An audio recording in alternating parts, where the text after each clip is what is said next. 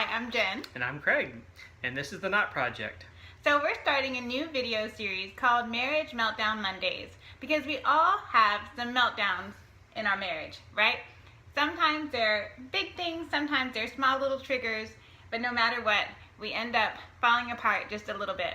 So we want to kind of help share some of our stumbles and some triumphs and successes, because we've been married 16 years, so we have had our share of stumbles and successes for sure. So our first Marriage Meltdown Monday segment is going to be Traveling. How to survive a road trip with your spouse. We have been traveling a lot this summer, driving across many states, playing many games of the license plate game with our kids, and we've definitely had some trying moments, but also some really fun moments too. So the saying is expect the unexpected, right? With any road trip, we have unexpected things happen. Like what happened in Kentucky after we had packed the car? Yeah, so Murphy's Law, we had rented an Expedition that was completely loaded top to bottom, and that's when I noticed as we were getting in the car and taking off that the low pressure tire sensor was going off. And of course the spare tire is located on the bottom of everything I just loaded, so that was a lot of fun. We got to unpack the entire car to put the spare tire on the rental vehicle. Yeah, I got to explore downtown Murray, Kentucky, which is a thriving metropolis, and there's a very nice gentleman, I can't remember his name, that fixed the tire for us for only $5. Yes, so if you have a flat tire in Murray, Kentucky, we know where to send you. Yep. All right, so expect the unexpected, number one for sure, but number two is also expect the expected. So sometimes, I don't know, I kind of am an idealist, and I think, oh, vacation, everything's going to be perfect, it's going to be so fun, we spent so much time planning, we're all going to be in a great mood because we're on vacation, but that doesn't always work that way, does it? No, so if your spouse is one way before a vacation, they're probably going to be the same way during and after the vacation, so you can't expect a complete transformation just because you're on a road trip, right? Correct.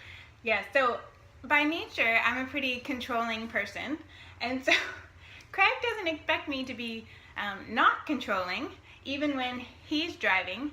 So what are some of the expected behaviors that you can expect out of me during a road trip? So Jennifer still believes that there is a brake located in the dashboard of the passenger side, as well as in the floorboard of the passenger side. And there's not, for those of you who also feel that same way, nor is it beneficial or helpful to scream brake, braking, especially when the driver's paying attention. Yes, but sometimes the driver's not paying attention. And that's very true of you, that sometimes you can, squirrel, and be looking to the left out the window instead of out the windshield. So, you know. It's very important to keep your eyes alert at all times, both to the left and to the right, and also forward. Yeah, that's how you can physically survive a road trip with your spouse. But back to the emotional how to survive the road trip with your spouse, is know that they're not going to transform into some perfect person. If they weren't perfect to begin with, they're not going to be perfect after, and that goes for you too. So expect that they're going to still have the same personality strengths and flaws when you guys are traveling together. What would you say? So the other funny thing, Craig said that I shouldn't tell you that he drives like Mario Andretti because some people might not know who Mario Andretti is. But yeah, I've learned to expect that even if he was a race car driver. He was. Like Dale Earnhardt Jr., right? Yes. Yes. Different forms of racing, but same. Yeah. I don't know much about racing cars. All I know is that sometimes I feel like even a rented minivan, Craig still drives like a race car driver would if he's going around the Formula One track. See, I knew Formula One. It's really important to test the appropriate safety equipment and performance of the vehicle so that when you need to make any kind of evasive maneuvers, you know how to do it. Yeah. Cars are meant to be driven. Safely. All right, number two, in your road tripping, even if you are not alone, and if you have children, even whiny children at times, you still can take the opportunity to have conversation. In our busy world, how often do we get time with our spouse where we can just focus on each other? So there have been times, even with two children, even with two whiny children, they're not whiny all the time, can have conversations when they fall asleep or they're plugged into their electronics for a while. We've had some really good, funny, and also heartfelt, and even sometimes hard conversations. So I agree with that, yeah. And sometimes it's easier to talk about things that are hard, not just in your marriage, but just personally when you don't have to stare into someone else's eyes. So it's a good time to ask questions about how things happened when you grew up. Share funny stories. Share some funny stories of when you went on a road trip as a kid. I just remember always hearing about the road trip when they went on what is it called? The RV thing? Motorhome? The motorhome. Yeah. And Craig was always an adventurous spirit. So adventurous that he decided he would try to see if he could fly off the motorhome, which resulted in... That wasn't on a road trip, though. Well, now you just messed up the whole story.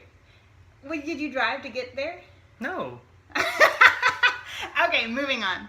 Funny stories, heartfelt moments when you have a few minutes when your kids aren't paying attention to share and talk in a confined space, right? Mm-hmm. You can't run away.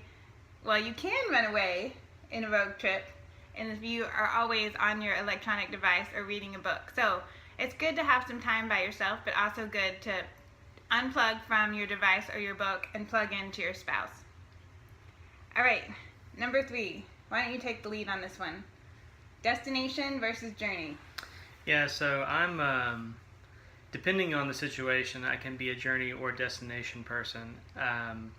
For example, on the way home from our most recent trip, I just wanted to be home. It didn't matter that we took a scenic route through Missouri and some very interesting parts of Oklahoma.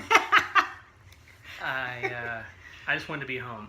But there are certain days and certain trips where I wouldn't mind stopping off. For example, I took a road trip in California once. It's my first trip to see the Pacific Ocean, and a drive that would normally take, hour and a half, 2 hours, took me almost 4, because I was pulling off to the side of the road to smell the air, or to look at an interesting cove, or because I heard sea lions, or whatever it might have been, or elephant seals, or whatever they're called out there. We're not from California. Yeah, we're not from California. But anyway, the point is that I think for me, I'm pretty flexible. It really depends on the day and my mood.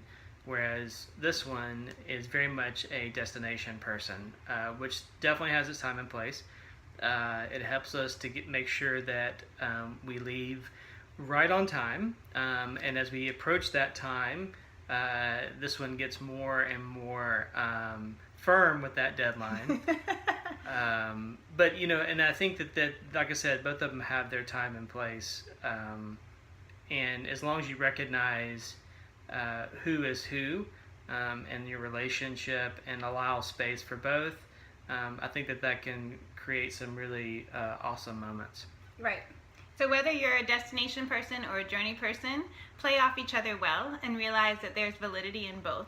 And you never know what God can use to bring blessing and excitement into your lives. So that concludes our first Marriage Meltdown Monday segment. We hope that you will tune in and join us next time from the Knot Project. All right. Talk to you then. Okay, bye. Bye.